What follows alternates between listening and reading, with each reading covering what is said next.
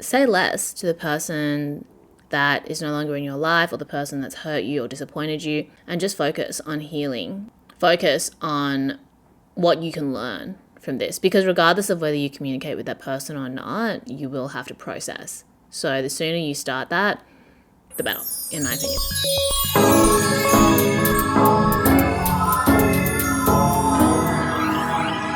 Hi, welcome back to Friend Crush. I'm your host, Amber Akilla. This is my podcast where I talk about stuff and things, cute, chaotic, and critical thinking. You can follow me on Instagram at Amber Akilla. The meme account for this podcast is at friend.crush on Instagram. Follow me at Amber Akilla, TikTok, Spotify, SoundCloud, Tumblr, Twitter. I mean, some things I'm more active on than others.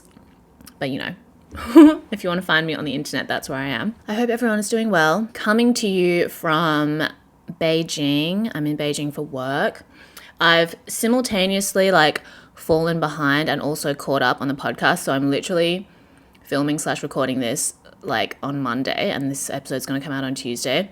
I try and do batch recordings, but I just was so busy over the last few weeks. I wasn't able to record new episodes, but I have been, thinking and restructuring and ideating episode topics in the meantime. I think I'm getting a sore throat, so I have this lemon honey concoction with me, hoping I don't get worse and that tonight I can finish recording, post the podcast, watch Succession, eat my dinner, noodles and dumplings, because I'm staying in a servicey apartment hotel in Beijing because I'm here for a week. So I wanted to stay somewhere where I would have a little kitchenette so I could make food if I wanted to just stay in the hotel and not go out, because honestly going out in Beijing can be so inconvenient sometimes. Today I went to a yoga class, and the mall that the studio is in is not that far from where I'm staying, but because of the way that the roads are designed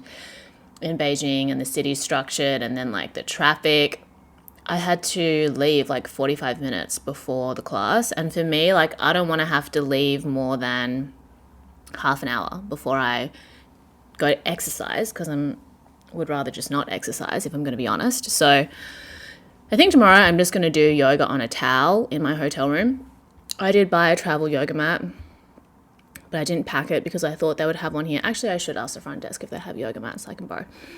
Anyway, today's episode is going to be an extension of a TikTok video that I made recently, talking about the difference between healing a broken heart and tending to a bruised ego. Because I think these two things, my personal opinion is that they're two different experiences. One, heartbreak, has a lot more to do with your emotions and sadness, overwhelming grief, and ego has more to do with your self-concept, how could this happen to me? What did I do wrong? Or how could they have done this to me? And I think that and you can be dealing with these things simultaneously, and it's not a hard separation between the two things. I think there's definitely overlap. Sometimes you can't tell if it's a broken heart or a bruised ego or a bit of both. But I think just having an awareness of how these two things can be true for you at a certain period in time will allow you to be more intentional with what you can do to make yourself feel better, or how you can just be more present in your healing process. I don't think this exists just in a romantic context either, because love as an experience is something that I think is neutral, in the sense that you don't need to be in love. It doesn't have to be sexually charged for it to be love, because I think that love is an action. I've spoken about this in much earlier podcast episodes, and I'll do a revised version eventually. But love to me is an action. It's about wanting to further your own spiritual growth or the spiritual growth of another person, whether it's self-love or love between two people. So with this definition in mind, you can be practicing love in a number of different contexts. And this also extends and connects to the way that love is understood in a political sense when we talk about wanting to progress in society and how love is the only way for us to get there. This isn't about love as a feeling, like having to have loving feelings towards the people that might be oppressing you, towards the people that might be doing harm to you. It's about practicing love, extending yourself in order to try to understand where this other person is coming from so that you can create common ground. And whether or not that is mutual is, a different thing, but being able to have empathy for people who might not have empathy for you so that you can try to close the gap between you and them, right? And it doesn't mean that when you attempt to do that, if they continue to wrong you, that you should allow that by any means. You still need to have boundaries as well. But I think having a more nuanced understanding of how love is experienced, how love is practiced, is really important, not just in terms of your relationship with yourself, your relationship with the people that you're close with, and then society in general. This is the thesis of Friend Crush. It is not just about dating, but talking about things through the lens of dating seems to be like the universal language through which people can understand like these different dynamics. So that's what I'm trying to do here. So, you can be heartbroken in a friend breakup. You can be heartbroken in a familial relationship. You can be heartbroken in a work relationship. A lot of the times you spend more time with your coworkers than you do with your friends or your family, at certain points in your life. So there is a type of intimacy that comes with work relationships. There's like a statistic that talks about how there is a statistic that observes how a lot of people meet their partners through work and, the work wife, work husband phenomenon. So there is a type of intimacy that comes with working relationships. And then also, in romantic relationships, of course, as well, heartbreak, ego bruising also occurs. I think we can understand the ego bruising a lot more easily when it comes to like friendships and work relationships. But essentially, like any intimate human dynamic connection can deal with these things when the relationship comes to an end or when you experience some kind of conflict. So heartbreak, I would characterize as more this emotional fraying that occurs when the intimacy that you're experiencing with a person is there starts to be distance in that intimacy, okay? So at one point you're very close, and now in the separation, the ways in which you've become emotionally intertwined start to untangle. And when it's like against your will and not something that you're prepared for, it's like emotional tearing, okay? So messy. And this is why I think it's really important to process your emotions, because I think for most people, it takes a lot longer than you think it does, because you want to believe that, your emotions change and therefore like you're over something because you're sad 1 second and then you're happy again, so you're over it, but you don't know when that feeling is going to come back and you're going to have to process it again. So I think that it's important to give yourself that time, because it sets you up so much better for whatever you're going to experience next, because you will have processed it, you'll be clean slate, or as clean as you can get before you enter the next thing. You can be as present as you can in that, and then, the process continues in that way. When you're running away from your feelings and processing them and thinking that you can just distract yourself with something that might give you like some positive stimulation, recipe for disaster, love, you're going to be running around in circles.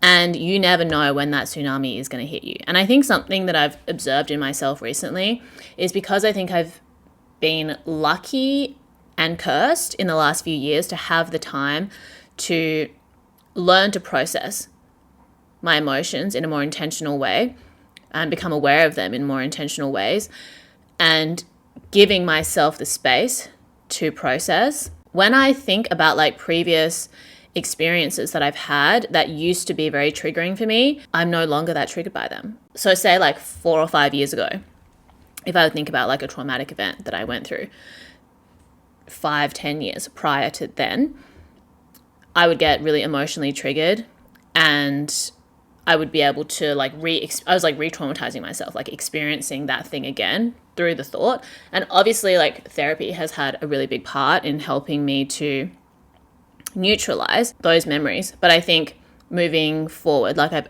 gone through a lot in the last not even year.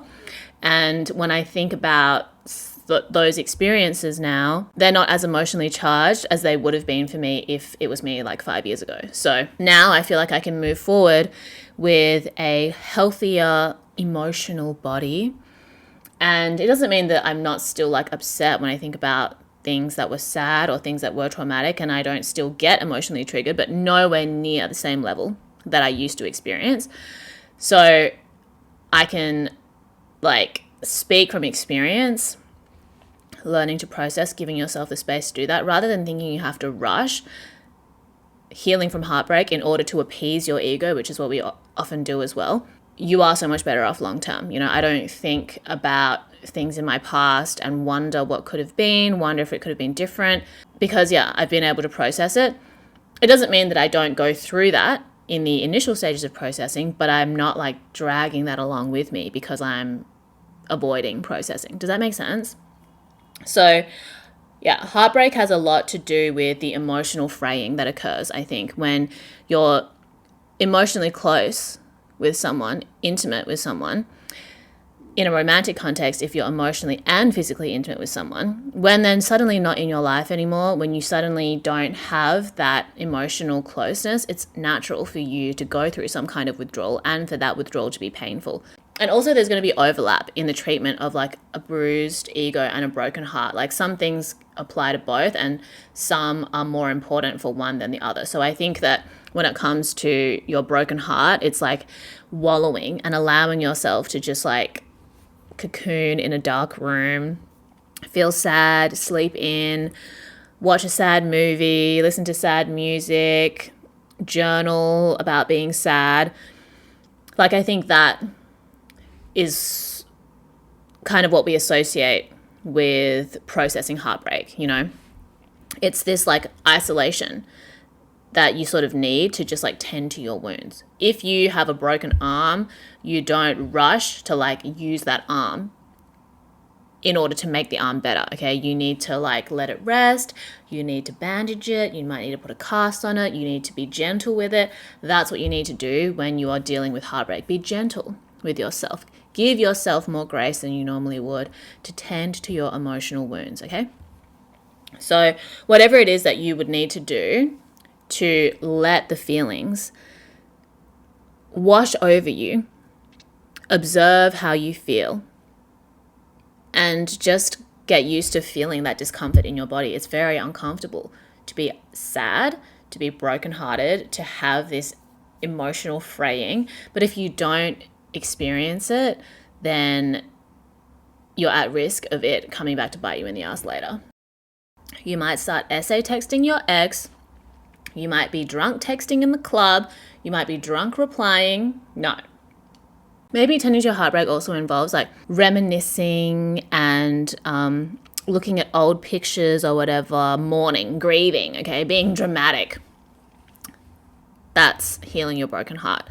And obviously, initially, you might spend a bit more time doing this, and then later down the line, shorter amounts of time. And I think also like something that my therapist literally told me to do many years ago, she was like, just set a timer for 20 minutes and allow yourself to be sad and then pick yourself back up again and get back to work.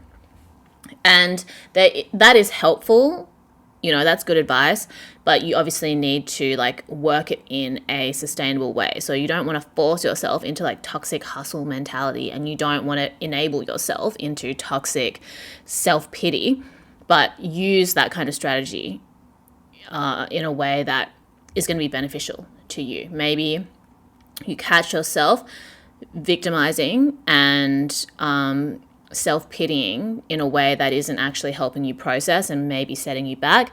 That's when that 20-minute or 1 hour timer is going to come in handy. But if you're like rushing yourself to heal and you're like, I just need 20 minutes, like then maybe you need to set aside a little bit more time than you normally would for yourself to let yourself process, okay? So we must be nuanced and aware of and intentional in how we use these strategies. So heartbreak, wallowing. Ego, I love this topic because the bruised ego is so complex. The ego in and of itself is very complex because it's just something that exists within your mind, okay? Like your emotions, you can feel that sensation in your body, but your ego is your self-concept. And like you're not always aware of how you see yourself and how other people see you and how that contributes to how you see yourself, okay? So like I kind of live in the I pretend I don't see it most of the time, because in order for me to like function as a human being and like be authentic, I need to think a lot less about how other people see me, because if I know too much, then I might like be too mindful about what I'm doing and how that might appease people or get me approval from people I don't even really care about, rather than just like doing what I want to do and connecting with people that actually appreciate that. You know what I mean? So the ego, bruised ego, usually has to do with like, how could this happen to me? How come they rejected me before I got to reject them? Or who do they think they are treating me in this way? Or am I not enough? Am I not good enough? What did I do wrong? What could I do better? What do I not have that this person has decided like they don't want anything to do with me? Depending on like the context of your breakup, right? Or like, so I think for ego and self-concept, we build our self-concept in the most tangible ways when we are actually doing things. Like it's easy for people to daydream about who they want to be, what they want to do, and think that that is who they are. But if you're not actually doing anything, not taking any steps towards that, then it's just a fantasy and it's not reality. And then you are at risk of like splitting your identity and being delusional in a way that's not beneficial to you. Like being delusional can be helpful sometimes, but one of the reasons why I don't feed into like the being delusional, what's the term that people use? Bimbo mindset. For me personally, I don't want to like fracture my identity and have it like so not rooted in reality. So that's why I use something like being hot and having fun, because I can define what I think being hot is and what I think having fun is, and have that be connected to things that I do and things that I enjoy and things that bring me joy. So that's why I think like being hot and having fun is important, because that's like actions. I'm being hot and I'm having fun, not in the conventional way, like beauty standard way, but in a way that I feel good, in a way that makes me feel engaged and present. That's what being fun is for me. And I think that when you just think about things in terms of like bimbo mentality, you are at risk of like dumbing yourself down and denying yourself nuance that might be helpful. That's just my personal opinion. Obviously, that's also possible when it comes to being hot and having fun, which is why I say it's really important to define being hot and having fun. Those words can be defined very differently for each person, but I think bimbo has too many connotations with like being dumb, that's why I kind of like steer away from it, because being hot and having fun is like, okay, you don't care about the things that you can't control, but you care about the things that you can control. And I feel like bimbo as a term doesn't really allow you that much nuance. So yes.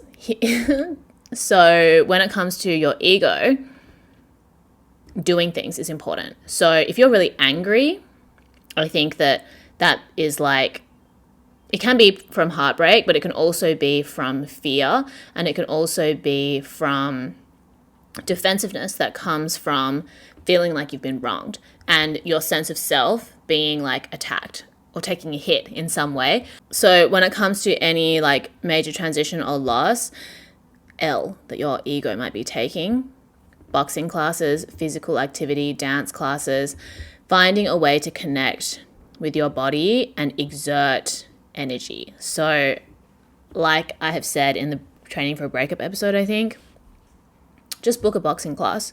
You don't have to become a boxer. You don't have to be good at boxing, but it's great to just punch shit sometimes, especially when you're dealing with a bruised ego.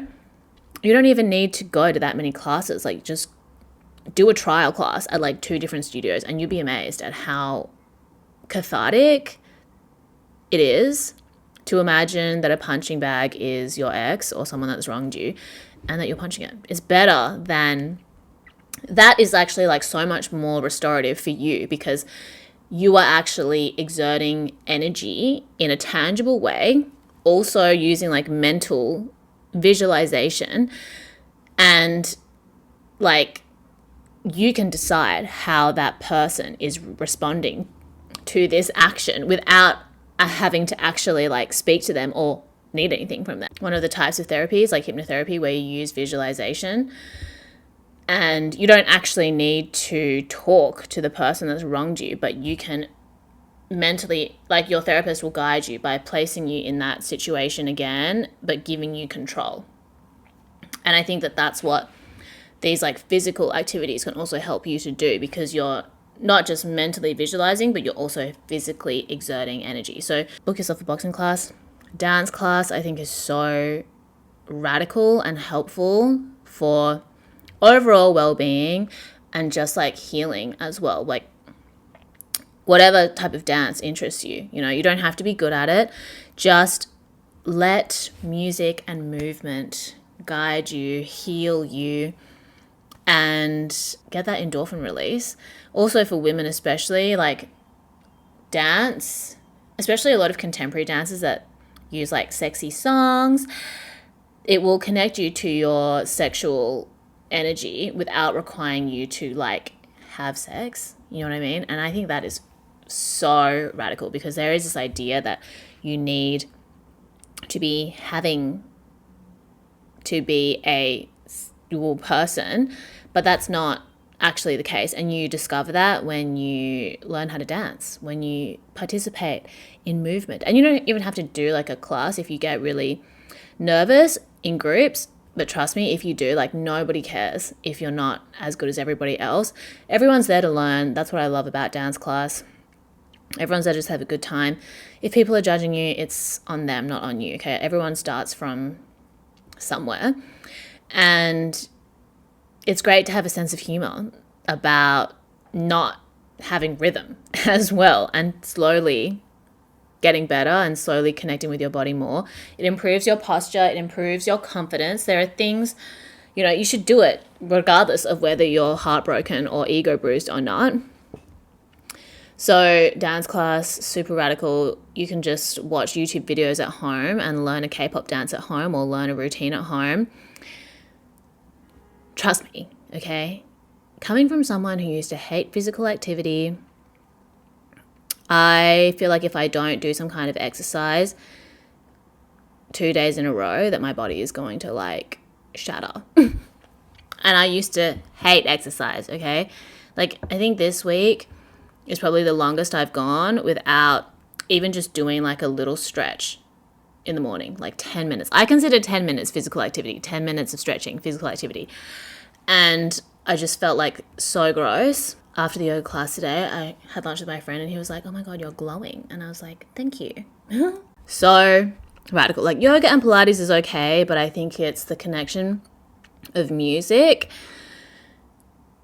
and movement that is so radical. That's how humans express themselves and connect to themselves throughout history, and only in modern life, where everything is monetized and like these sorts of things are gatekept as if you need to be talented to participate in them. That's kind of like separated us from this human, like the human experience of connecting with your body through music, connecting with others through music and movement. So dance class. Another thing is learning a new skill, similar to physical activity. When you learn something new, your self-concept changes, because now you know how to do something you didn't know how to do before. And being intentional and aware of that process is also really important too. Because I mean, I would hope that you're like learning and gaining new knowledge at all different stages of your life, whether you're aware of it or not. But when you are aware and when you are intentional, I think it can be very radical. And I think about the things that I've learned in between different like romantic or like friendship breakups, connections, etc. And it's like different phases of my life and different identities that I've had based on the things that I could do, the things that I knew. So learning a new skill, I'm sure that in the process of your breakup, or I'm sure in the process of your relationship or your friendship or the job that you're quitting, there has been something that you've been curious about and you've wanted to learn more about, but you just kind of put on the back burner because you were focused on making this relationship work, making this job work, making this friendship work. So now that that person or that situation is no longer at the forefront of your mind in terms of you trying to manage, you can redivert that energy into learning something new, gaining a new skill. You don't have to become a pro, you just have to do something that you enjoy and that sparks your interest. It will change how you see yourself. And it takes time as well. Another thing, journaling, thought dumping. This is relevant to both heartbreak and also ego bruising. But ego bruising especially when it comes to the anger thing and like the feeling of injustice. Thought dumping, writing out how you feel, writing out what you wish you could tell this person, never having to read it again, and just getting it out of your system is so helpful, so important. Because I think when you reach the end point of any type of relationship or situation, there isn't really much else that can be said to that person that's going to change your situation or that's going to make the healing process better. Because if you were able to communicate, if it was possible to continue, that's what you would be doing. You wouldn't be in this state of heartbreak or ego bruising. So I feel like there are lots of things that you wish that you could say to this person, oftentimes, or that you feel weren't communicated, but it's probably too late for that. And the way that you process that is not by insisting that you communicate with that person. It's by just writing it all out whenever it comes up for you. Being consistent for maybe like a month, 10 minutes every morning, I think is really helpful. If anything, I think even like 3 months. And then after that, you can just like thought dump about it when it comes up every now and then in your notes app, which is what I've been doing recently. And now I want to get into like a more consistent habit again of like morning thought dumps. But yeah, journaling, so radical. Say less to the person that is no longer in your life or the person that's hurt you or disappointed you, and just focus on healing. Focus on what you can learn from this, because regardless of whether you communicate with that person or not, you will have to process. So the sooner you start that, the better, in my opinion. Thought dumping. What else? Am I missing anything? Once you've started the physical activity, been consistently thought dumping, ego bruise, now you start to get out there and be social. You need to reconnect with people that you care about or make new connections with people, even if they're just fleeting, you know. Go somewhere, have a little flirt, talk to some people about new opportunities, reconnect with your friends, go out and have fun. That's important, because sometimes you have a bruised ego and you're treating it like a heartbreak and you think you have to stay inside, you don't want to be social, but in reality, you need to get out there. You need to put yourself in uncomfortable situations. You need to feel a new kind of discomfort, especially if you're dealing with heartbreak. Like, you know, I think towards the end of heartbreak, that's when you start dealing with the ego bruise.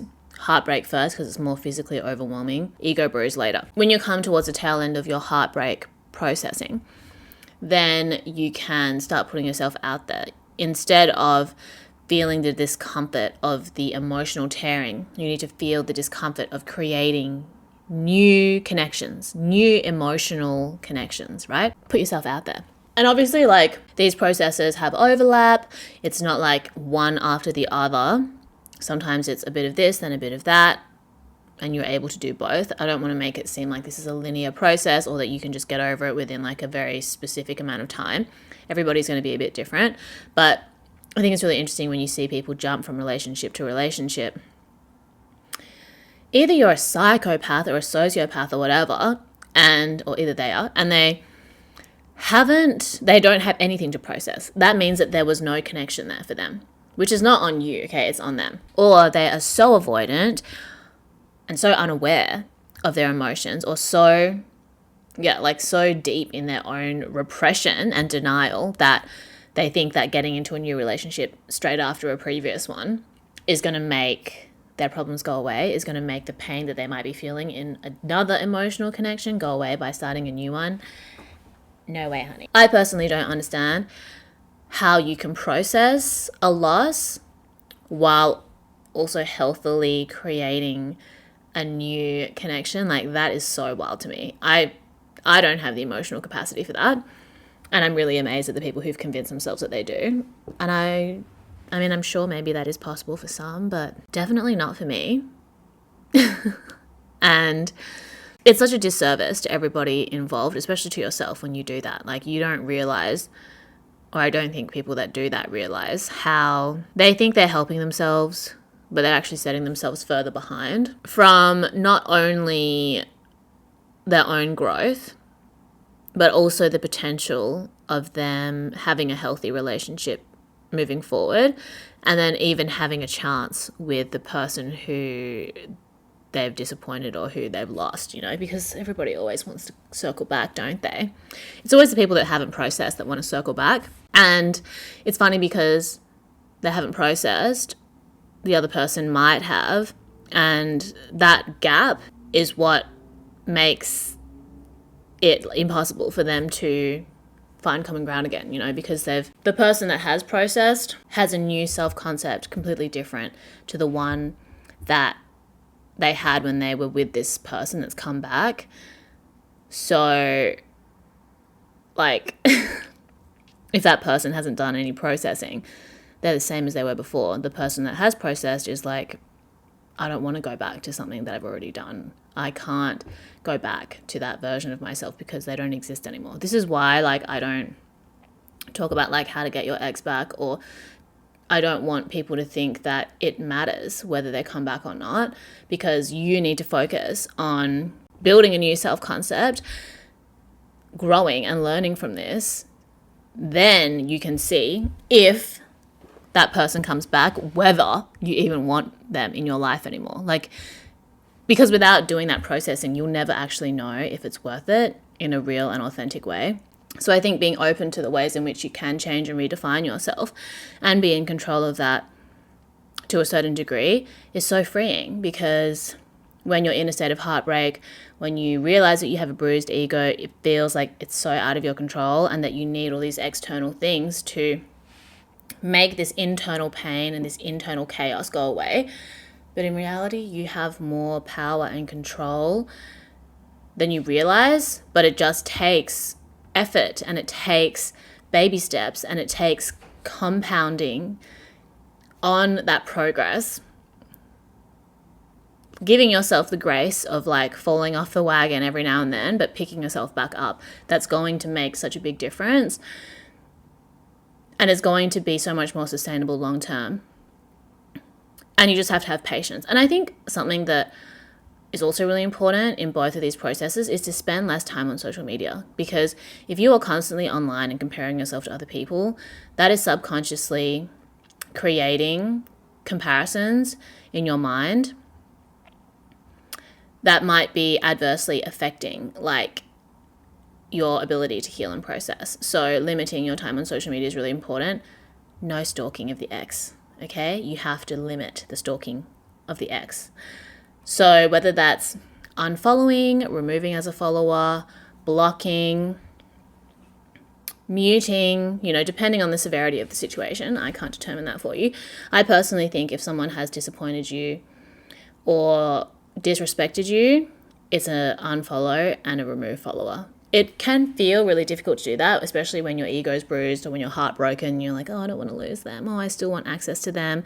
You still want their validation. That's all the more reason to remove or to unfollow, because you want to be able to build a self-concept that is no longer tied to the ghost of the emotional connection that you have with that person. If you want to give that person another chance in the future, I think they need to re-enter your life from a state of neutrality as a new person, you know, and that's very rare that that's possible, but that's why it's very rare that you can get back together with somebody that has hurt you and is capable of taking accountability and creating a new, healthier foundation for you to have a relationship or connection on, you know? Because there are situations where you might finish a job amicably. There is no heartbreak, there is no ego bruising, and you can work together at a later date with ease.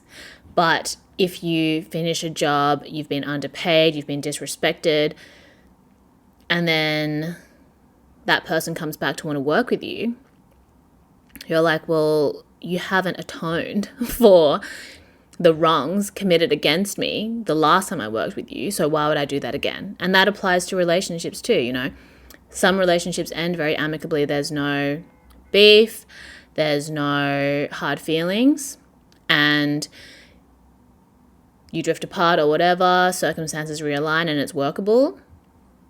That's not what I'm talking about here, okay? I'm talking about emotional tearing. I'm talking about you want to scream and cry and throw up, and you want to tell this person how you really feel. You want to shred them to pieces. In that case, unfollow, remove, block, whatever. It's normal to like have a little squiz every now and then. I think it's hard not to.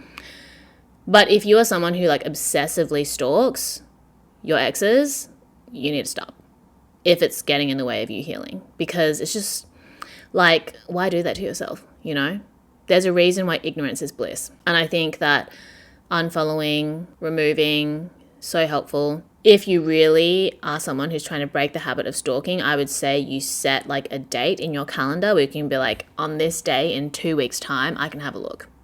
On this day in a month's time, I'm going to let myself have a little squeeze and see how long you can go without doing it, because it's not going to help you, you know, especially when it comes to bruised ego. It's like, and broken heart, what's going on in your head is what you need to process. So if you keep adding more shit into your brain, that's more shit that you have to process. That's more effort, okay? And me personally, I'm lazy. The less I need to do to get through something efficiently, the better. So I'm not going to fill my head with unhelpful imagery and content that's going to make me feel worse, or that's going to give me more triggers and more things that I need to consider, more things I need to work through, more dance classes and boxing classes I need to attend, okay? I want to lie down. Remember that you don't have to do too much, okay? You don't want to do more than's necessary. And if you are creating more problems for yourself, you're going to need more solutions, which requires more effort. And you have control over, you know, you can't control whether problems come into your life or not, but you can control whether you exacerbate those problems or whether you invite more problems. We don't want to invite more problems, okay? We want to be hot and have fun. You only have a certain amount of energy a day. When you're heartbroken, when you're ego bruised, you need to allocate more energy. That would usually go towards you having a good time, to healing and processing so that you can have a good time. So be intentional with the way that you spend your time and energy. I'm not saying it's a perfect process, obviously not, but we want to set the standard and the bar high, okay? We'll give ourselves grace when it's not met. If you set it a little higher than you expect or than you think is possible, then you'll probably surpass your underestimate, and then you can give yourself a little treat. Am I right? Okay. Thank you so much for listening. Thank you for watching. Follow me on Instagram, TikTok, SoundCloud, Spotify, at @AmberAkilla. Instagram meme page at friend.crush. Remember to send in your feedback, your thoughts and feelings. I always appreciate it so much. I hope everyone's doing well. Drink lots of water. I'm going to make myself another lemon honey. Water and Pocari as well. Warm water and Pocari Sweat. Drink for my throat. I'm going to edit this. I'm going to watch Succession. I'm going to pass out. Drink lots of water. Tell your friends and family that you love them. Stay hot and having fun. Go be a better person. All the best to you if you're currently going through heartbreak, if you're currently tending to a bruised ego. This won't last forever. Trust me. It feels like it will, but it won't, because the sun will come out tomorrow. Anyway, love you so much. I'll speak to you soon.